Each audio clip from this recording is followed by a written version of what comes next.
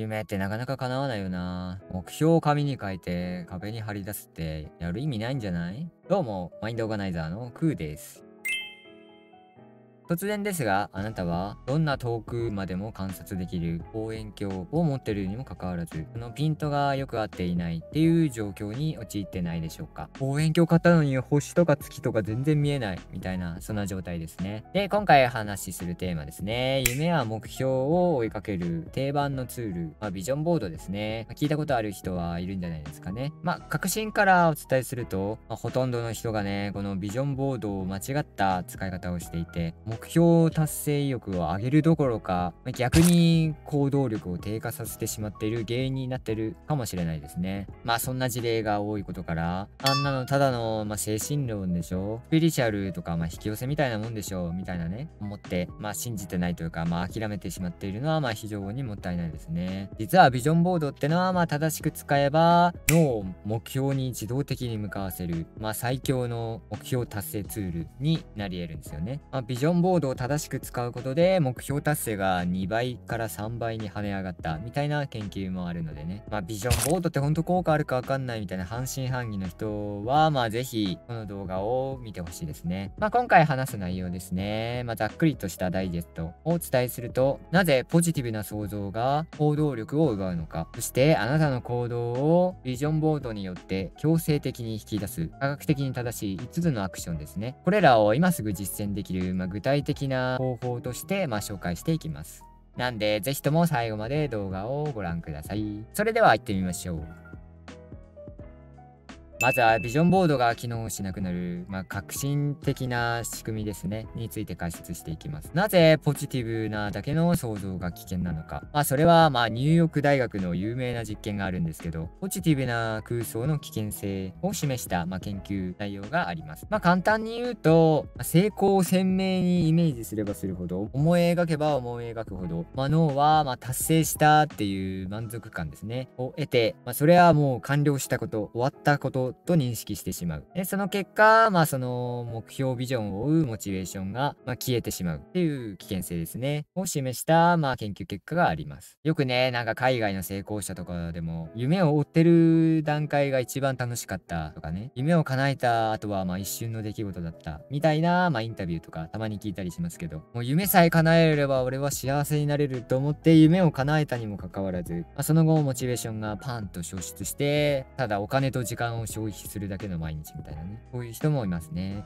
簡単に言えば脳は達成したらやる気をなくしちゃうっていうことですね。それを達成してないにもかかわらず、達成してるならまだしもね、達成していないにもかかわらず、鮮明な空想をしてしまったがために、脳がそういう状態に、満足してしまう状態に、陥ってしまうっていうのがありますね。これがビジョンボードを間違って使っちゃう、危険性ですね。もうビジョンボードを作っただけで満足してしまうみたいなね。やっぱりやめたみたいなね。危険性はありますね。こういうのを偽の満足感に浸るとか、表現されたりしますね。なんで、ただ、ビジョンボードに願望を貼るだけでは全くダメで、そのリアルなイメージをしてしまったために行動しなくなってしまったっていうのから、もう脱却しなければならないですね。その方法を今から紹介していきます。解決策は非常にシンプルですね。達成したっていう空想をビジョンボードに貼るのではなく、その目標達成に向かうプロセスを視覚化した情報をビジョンボードに貼って、脳を空想モードから実行モード、行動計画、遂行モードに切り替える。これをやる。で、そのためのアクション、効果的なアクションが5つあります。ビジョンボードを効果的な、目標達成ナビゲーションツールにするための具体的な5ステップですね、を紹介していきます。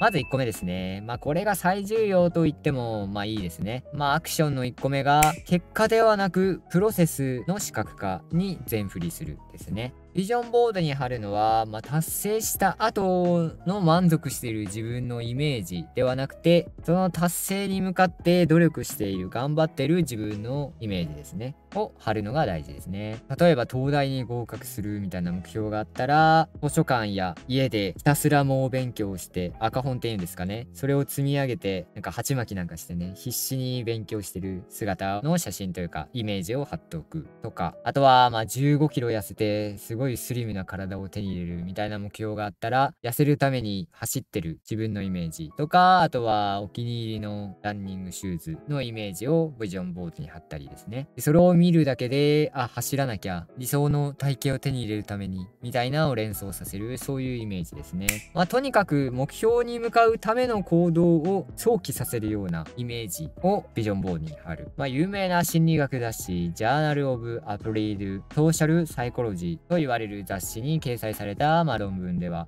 プロセスの視覚化ですね。今言った、その、達成のために必要な行動をイメージした学生は、そうでない学生に比べて、なんと勉強時間が41%も増加したと言われる研究結果がありますね。その目標の達成のための行動、勉強をしている自分の姿をイメージしただけで 41% ですよ。すごいですね。約 1.5 倍ですね。もう勉強量が増えた。片や10時間勉強してたら、片や14時間勉強してるってことですね。4時間分の開きがあるみたいなね。これはでかいですね。これが100時間だったら、100時間と単純計算140時間じゃないですか。で、40時間の差が出るみたいなね。すごいですね。で、ここから分かったことが、脳が達成ではなくて、行動を現実として、認識するですね。空想は空想で、みたいな。達成するってなんかちょっと曖昧じゃないですか。抽象的というか。行動は本当に現実的というか、より具体的なイメージがつくので、脳はそれを現実と捉えやすいってことですね。このイメージとか写真を選ぶときのポイントは、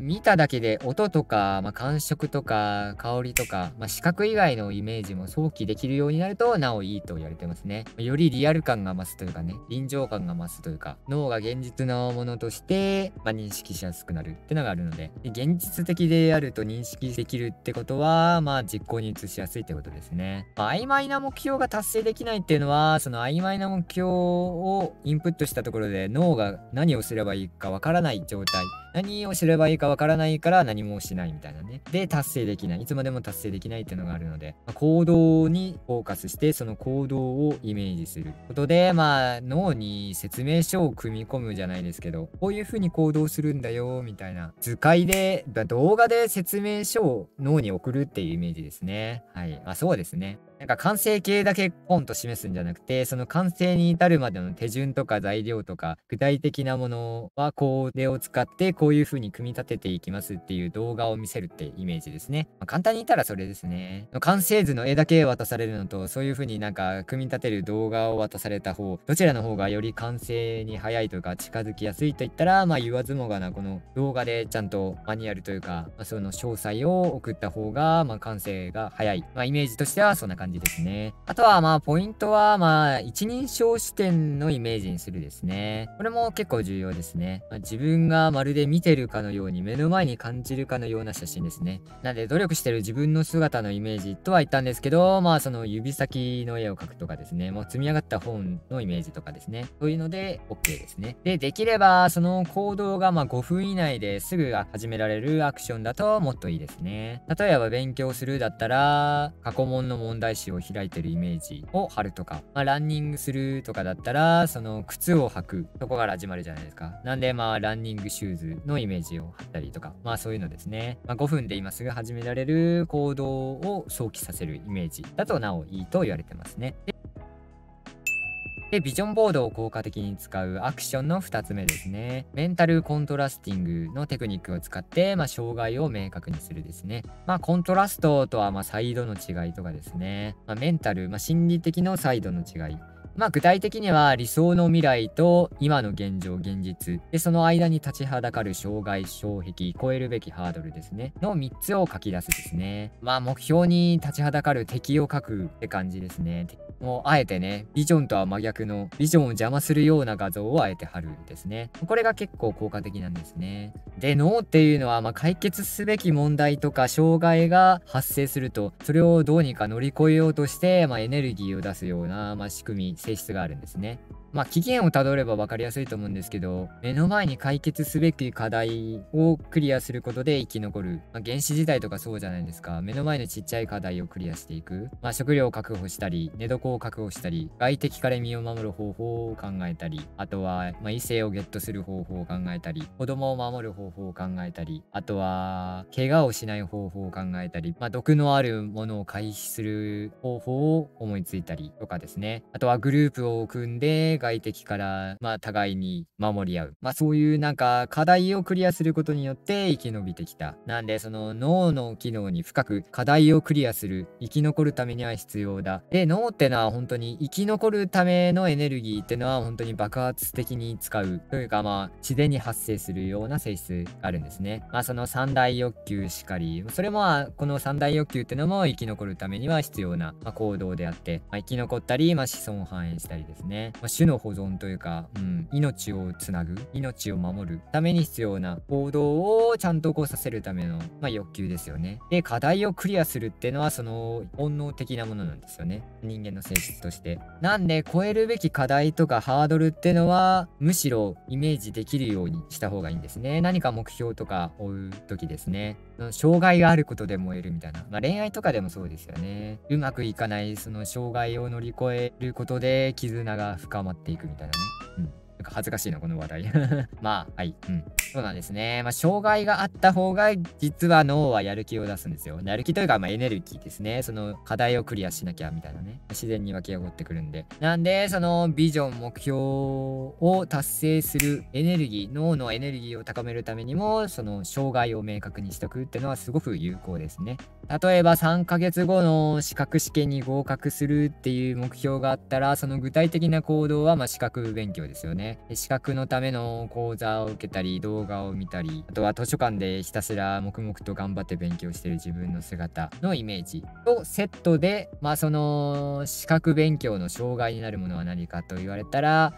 ダラダラタイム。もっと具体的に言えば、スマホをいじったり、ゲームをしたりとか、あとは遊びに出かけたりとか、そういうなんか快楽への衝動というかね、怠け心みたいなのが最大の障壁じゃないですか。なんでそれを連想させる、スマホをよくいじっちゃって勉強が中断しがちだったら、スマホを最大の障害、敵としてそのスマホのイメージをそのビジョンボードに貼っておくですね。そうすることでスマホを触りそうになった時、ビジョンボードを見た時、頑張ってる自分の姿とその障害がセットにあることで、いかんいかん、この障害を乗り越えないと目標達成できないぞっていう意識が芽生えて、目標達成のエネルギーも湧いてきますね。で、障害ってのは抽象的なことではなく、お金がないとか、やる気がないとか、そういう抽象的なものではなくて、ダイエットを目標にしてたら、ついつい買い食いしちゃうとか、ポテチに手を伸ばしてしまうとか、あとは夜食をドカ食いしてしまうとか、そういうのですね。行動ですね。自分起因でやってしまう行動。その、目標とは正反対の行動ですね。やってしまうだろうな、自分はっていう行動、良くない行動を、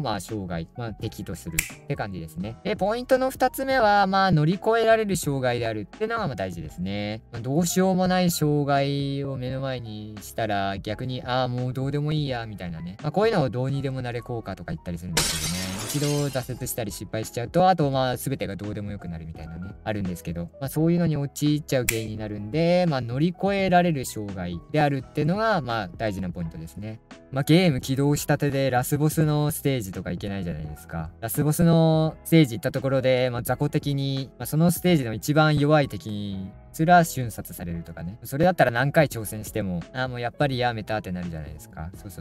最初の村から始めて徐々にレベル上げて、装備を整えて、めちゃくちゃ強くなって最終ステージに行くから、乗り越えられるわけで。そうですね。やっぱり、乗り越えられるってのは結構重要なポイントですね。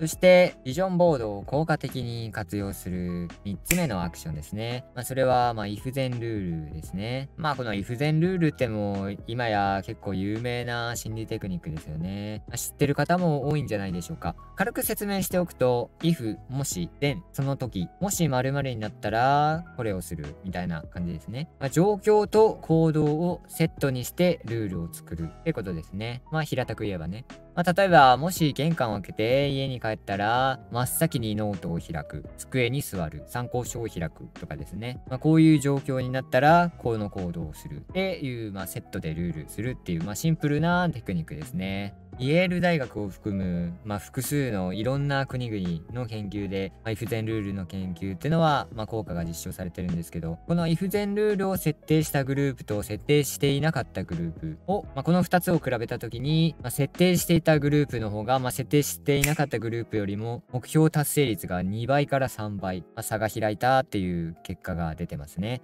この if then ルールを設定しただけで目標達成率が3倍も変わるってすごい驚きですね。やらないのがもったいないっていうぐらいのレベルですね。もうやらない理由がないというかね。行動が、ある特定の条件とか、環境をきっかけに、その行動をする、トリガーみたいな感じで結びついて、その状況になった時に、自然に行動が移せるようになる。決めたルールの行動ができるようになるっていう脳の仕組みがありますね。特定の状況で特定の行動をするっていうシンプルな構造っていうのは、脳にとって理解しやすく、あとはこれも原始時代まで遡ると、やっぱり判断は早ければ早いほど、生き残る確率は高くなっていったんでね。外敵が来たらすぐに逃げるみたいな。こういう敵が出てきたら、こういう対応を取るとかね。熊が出てきたら背中を見せないとかね。そう。で、この if then ルールのポイントですね。は、毎日ほとんど必ず行うであろうって言われる、日常的な習慣というか、出来事と結びつけるってことですね。全人類に共通するって言ったら、目が覚めるとか、食事をするとか、あとは日本だったら、仕事をするとか、仕事をしてない人もいるか。でも、仕事とか勉強をする。仕事も勉強もしてない人もいるか。とりあえずちょっと、はい、失礼しました。はい。なんか、もう日常的に行う、自分起点でいいんですけど、全然。当たり前なんですけどね。自分が毎日これは行うな、みたいな状況とか、行動ですね。を、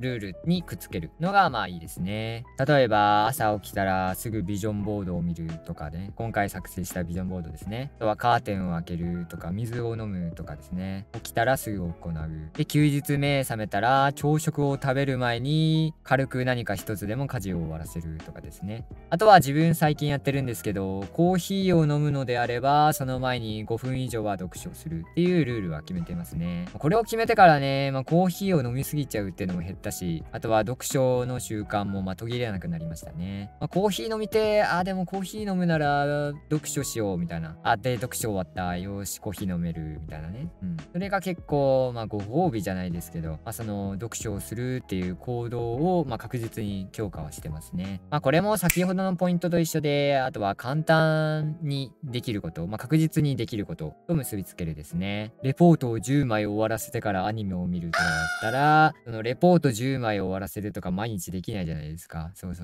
この if then ルールと結びつけるルールっていうのは、本当に5分以内でできる、シンプルな、できればワンアクションでできることですね。手順が1回で済むような、簡単な動作と結びつけるのがいいですね、最初はね。例えば、晩ご飯食べたらランニングに出かけるじゃなくて、そのランニングに出かけるまでの動作で、着替える、靴を履く、扉を開けるとかいろいろあるじゃないですか。なんで、晩ご飯を食べたらランニングシューズを履く。で、ランニングシューズを履いたら、ドアを開けてランニングに出かける。で、ランニングに出かけたら、家の周りを2周は必ずするとかですね。この if then ルールを、連鎖してってもいいですね。慣れてきたらね。ワンアクション、ワンアクション、ワンアクションですね。ルールとしては。はい。これがおすすめですね。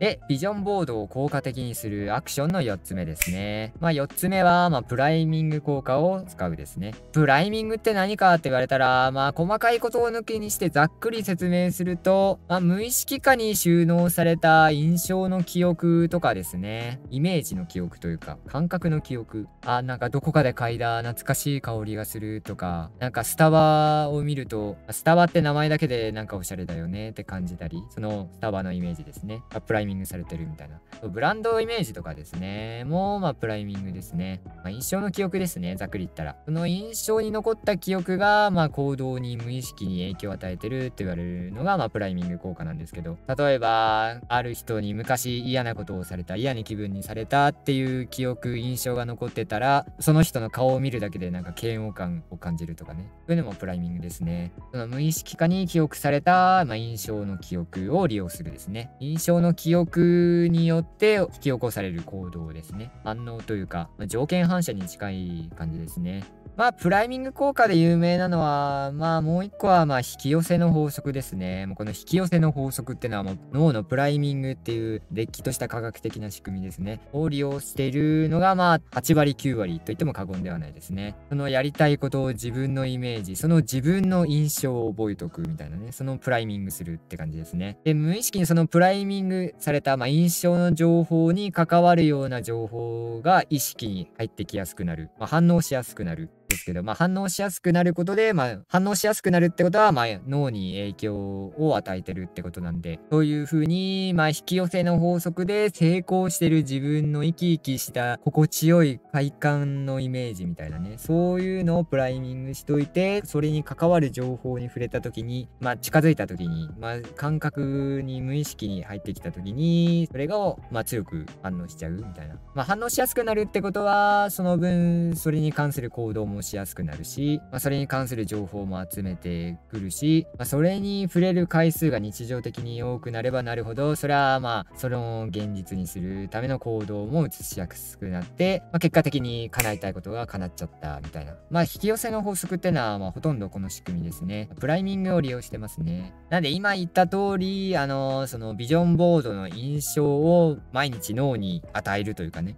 まあ、具体的には、まあ、そのビジョンボードを写真に撮っといて、スマホの画像に、まあ、壁紙にしたりとかですね、いつでも目に入るようにするですね。まあ、思考してなくても、意識してみなくても、その画像が視覚の中に触れるだけで、そのビジョンボードのイメージが脳に勝手に貼ってきて、その脳が、まあ、プライミングする、良くする、印象を覚えるっていうのが、まあ、あるので。で、無意識にその印象に残ったのが、まあ、行動に影響を与え、そのビジョンボードに書かれた、まあ、その目標を達成するためのプロセスですね。まあ、先ほど紹介したプロセスですね。その行動を移しやすくなるっていうのがありますね。まあ、プライミングってのは先ほど話した目標達成のための行動の視覚化と、乗り越えるべき障害的の視覚化と、あとは if then ルールですね。のイメージ。この3つが、まあ、貼られてるっていうのが、まあもちろん条件なんですけど、まあそんな風に、まあビジョンボードを日常的に見ることで、脳の中にある、まあラス機能と言われる、まあ、機能があるんですけど、まあラス機能っていうのは、まあ自分にとって大事だ、重要だと思える情報を、まあ無意識に、まあ感覚に入れやすくなる。まあ、感覚として選び取りやすくなる。っていう機能ですね。まあ、集中力の仕組みの回でも言ったんですけど、そのある特定なものに注意を向けるために、もうその他の感覚をシャットダウンするみたいな。そういう機能が脳にあるんですけど、まあフィルターですね。感覚のフィルターですね。この感覚は今意識すべきだ。この感覚は今シャットダウンすべきだ。まあ、そのシャットダウンすることで、今注目すべき、本当に注意すべき事柄に集中力を向けられるようになるですね。まあこれも生存本能の一種ですね。まあ危険なものが迫ってきたら、その危険なものにより集中できるようにね、他の邪魔な雑念になるようなものをカットしていくっていう感覚をシャットダウンするフィルターがあるんですけど、まあラス機能ってのは、その情報を、まあこの情報は入れない。この情報は選択的に受け取ろうみたいなね。そういうのを、まあ調整する機能っていう感じですね。まあわかりやすく言ったら。で、プライミングによって繰り返し入ってきたイメージ情報ってのは脳が重要だ、大事だって認識するんで、その重要だ、大事だっていう情報をもっと集めなきゃみたいな感じで、まあ優先的にそれに関わるイメージとか印象を受けるような感覚を、まあ、積極的に脳に入れるようになりますね。まあ赤い色が自分にとって重要でアイデンティティに関わるような、まあ、本当に特別な色だった場合、まあ街中歩いてったら、まあ赤い色が自然に目に飛び込んでくるとかですね。ごちゃごちゃ言いましたが、要は、ビジョンボードを断るごとに、頻繁に見ろよっていう話ですね。で、その印象ですね。そのビジョンボードから受ける印象を浴び続けることで、そのビジョンボードを見てないとき、日常のあらゆる生活の中で、そのビジョンボードの印象に関わるような情報とかを選びやすくなって、そのビジョンボードに関わる行動をしやすくなる。引き寄せの法則の核になるような、仕組みですね。が、脳の中で発動するので、頻繁に見ろよっていう、そういう話ですね。簡単に言うとね。なんで、冷蔵庫の扉に貼ったり、玄関の内側の扉に貼ったり、あとはお風呂の鏡の脇に貼ったり、あとはスマホの画像とか、あとはちょっとやりすぎかもしれないけど、通勤カバンを開けたら、そのカバンの、開けたところにもその画像が貼ってあったりとかね。そこまでするかって感じなんですけど、そこまでしてもいいぐらいですね。で、財布を開けるたびにそのビジョンボードの写真が出てくるとかね。はい。そういう感じで、ことあるごとに、そのビジョンボードが目に入るように。スマホのロック画面が現実的ですかね。スマホを開くたびにそのビジョンボードが現れるみたいなね。はい。いろいろアプリあるんで、そういうのも使ってみてはいいですね。でも普通にあれか、写真に撮ったやつをその壁紙に設定するってできるのか。普通に、そうか、ビジョンボードを写真に撮って、その写真をスマホの壁紙にすればいいだけですね。簡単ですね。誰でもできますね。ぜひ試してみてください。で、最後ですね。ビジョンボードを効果的に使うアクションの5つ目ですね。小さな成功を組み込むですね。小さな成功を組み込むって何ぞやって感じなんですけど、どんなに高い目標も、千里の道は一歩からというように、中間地点にゴールを置くっていうのは、目標設定をする上では、マストと言われるぐらい、目標達成率を高めるには重要な、テクニックというか、プロセスなんですけど、その中間目標を達成していくっていうのは、その目標を長いこと追い続ける、目標達成まで、完遂までたどり着くための、モチベーション、大事なモチベーションになりますよっていう話ですね。実際に、コーネル大学の研究によると、大きな目標達成よりも、具体的で目に見える小さな達成を積み重ねていった方が、小さな進歩ですね、を感じられることが多く、その中間目標とか、小さな目標を決めてなかった人たちよりも、30% ですね。約 30% もモチベーションの維持が高くなったっていう研究結果がありますね。達成感を感じることに脳内ではドーパミンっていうのが発生するんですけど、でドーパミンっていうのは、報酬系と言われる、気持ちいいとか嬉しいとかっていう感覚ですね。ゲームとかやってて難しいクエストをクリアしたら、やったぜみたいな感じになるじゃないですか。あとは仕事とかでめんどくさいタスクを全部終わらせた時とかね。爽快感、気持ちいい感じ、心地いい感じ。やり遂げたっていう達成感ですね。もう私はもう、この YouTube 動画1本撮るたびに、その、ドーパミンは出てるんですけど、達成感というかね。で、そのドーパミンの機能の中で、その行動、ドーパミンが発生した行動をまたやりたくなる。その行動を促すっていう、性質があるんですけど、脳が、そのドーパミンの出る行動をしたがるってことですね。なんで、その中間目標を達成するってことは、その次の中間目標へのモチベーションになるし、その次の中間目標を達成した時、ドーパミンが出てれば、またその次の中間目標で、いずれは、大きな目標、最終ゴールにたどり着くっていうことですね。仕組みとしてはね。なんでゲームとかで言ったら実績とかバッジとかあるじゃないですか。それになるようなものを、ビジョンボードに貼っていくって感じですね。中間目標をクリアするたびに、お気に入りの缶バッジとか、シールを貼っていくですね。で、そのシールが増えるたびに、ちょっとずつ進歩してるなみたいな、達成感を感じるというかね。そういうのも印象ですよね。目標に近づいてるぞっていうモチベーションですね。モチベーションについては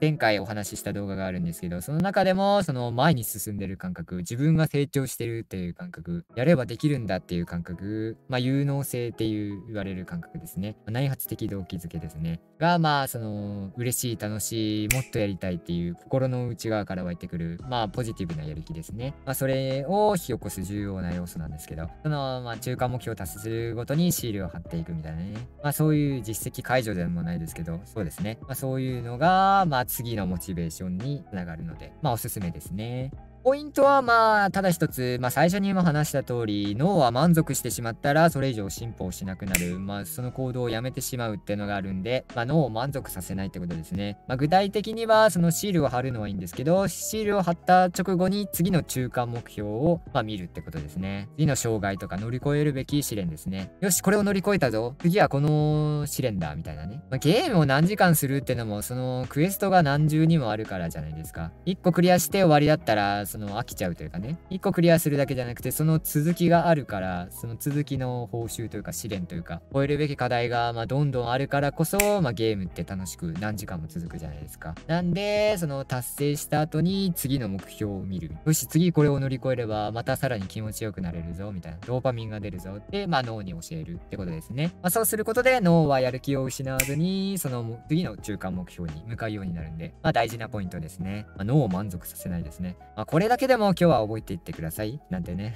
うん。まあ、毎回説明欄に今日の一言みたいなの書いてるんですけど、まあ、今日の一言はそれですかね。まあ、それにしようかな。うん。はい。と、まあ余談ですね。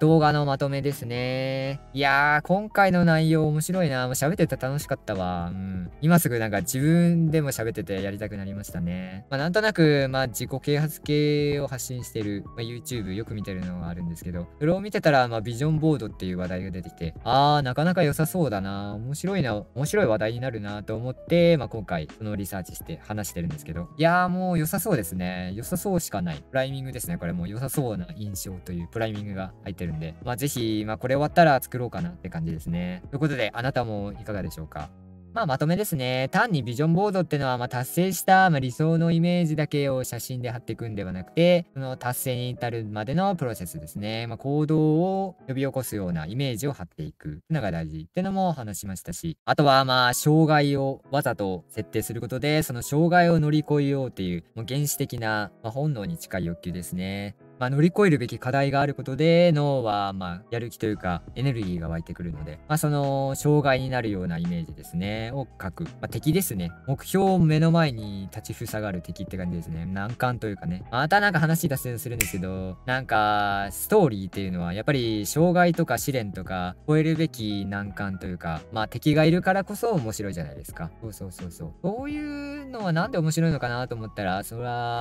人間の本能というか、原始的な欲求ですね。遺伝子に組み込まれた、そういう生きるための仕組みですね。に直結してるからなんだなって、まあ、今回リサーチしてて、まあ、改めて気づきがあって、いやー、面白かったですね。うん、今すぐやりたいし、いや、いい動画だ。まあ、自画自賛ですが、はい。皆さんもぜひ試してみてください。まあ、プロセスを書く、まあ、プロセスにつながる行動を書く、障害を書く、if then ルール、まあ、こういう状況になったら、こういう行動をする。その状況っていうのは、if の部分ですね。は、まあ、日常的に、まあ、ほとんどやってるっていうことですね。まあ、お風呂に入る、食事をするとか、歯を磨くとか、あとはゲームをする人はゲームをする、コーヒーを飲むんだったらコーヒーを飲む、寝る前にアニメを見るんだったら、そのアニメに結びつけるとかですね。で、結びつける行動っていうのは、まあ、簡単にできること、ワンアクションでできることですね。まあ、ランニングに出かけるって設定するんじゃなくて、ランニングに出かけるための靴を履くとかですね。あとは読書をするために本を開くとか、まあ、そういうのですね。ワンアクションですね。を結びつける。if then ルールですね。で、あとは、まあ、プライミングですね。まあ、繰り返し見ることで、そのビジョンボードの印象ですね。を脳に記憶させて、そのビジョンボードの印象を繰り返しインプットするうちに、脳は大事な情報だって、まあ、錯覚して、まあ、その大事な情報に関わる情報を、まあ、優先的に、まあ、仕入れるというか、まあ、感覚に入れるようになって、まあ、そのプライミングで記憶された、まあ、印象とか、まあ、それに関わる事柄を無意識に行動に移しやすくなって、まあ、行動に移しやすい。行動が増えれば増えるほど、まあ、目標に近づきやすくなるっていう仕組みですね。を利用する。で、最後が、まあ、中間目標を決めるですね。これはモチベーションの維持ですね。で、中間目標を達成したら、その、ビジョンボードにシールを貼ってって、まあ、シールでも何でもいいんで、缶バッジでも何でもいいんですけど、缶バッジ貼るのは大変か。まあ、シールがいいかもしれないですね。まあ、何でもいいんで、その達成を表すものを貼ってって、で、達成で満足したら、脳は満足させたら終わりなんで、満足させないために、次の課題、試練を意識させるですね。で、次の試練を、まあ、自覚させて、それをどんどん追っていくですね。まあ、この5つのステップですね。をすることで、あなたの目標はもうより確実に、まあ一歩ずつしっかり、まあ近づきやすくなりますね。いいや、面白いですね。まあ自分で言うのもあれなんですけど、今回の動画はマジでいいな。神動画ですね。自分で言うけど、はい。なんで皆さんぜひ自分なりのビジョンボードを作ってみてください。まあいずれね、コメント欄でビジョンボードを作ったら、この動画の通り作ったら本当に叶いましたよ、みたいなコメントとか入った時には、もうドーパミン出まくりですね。はい。俺の話はまあどうでもいいですか。まあまあまあ。はい。なんでよかったら、まあコメントとか、あとは面白いなと思ったら、ぜひグッドボタンと、あとチャンネル登録をお願いします。まあ、このチャンネルのコンセプトは、脳を鍛え、メンタルを安定させ、思考を整えれば最強になれるっていうコンセプトでやってるんですけど、まあ、そういう自己成長、能力開花、自己実現につながるノウハウを発信しております。よかったら再生リストもあるんで、そちらもご覧ください。ということで、長いことご視聴くださりありがとうございました。まあ、関連動画は、目標っていうことで、昔話した目標、目的、ビジョン、課題の違いですね。この4段階の仕組み、それぞれ何を設定していけば、効率よくというか、達成率上がるのか、みたいな、そういう目標設定の仕組みを話した動画があるんですけど、それが、関連動画として、コメント欄に URL 載っけておきますね。よかったら見てみてください。ということで、ご視聴ありがとうございました。ぜひ自分なりのビジョンボードを作って、目標を楽しく追いかけてください。それではまた次の動画でお会いしましょう。マインドオーガナイザーのクーでした。またね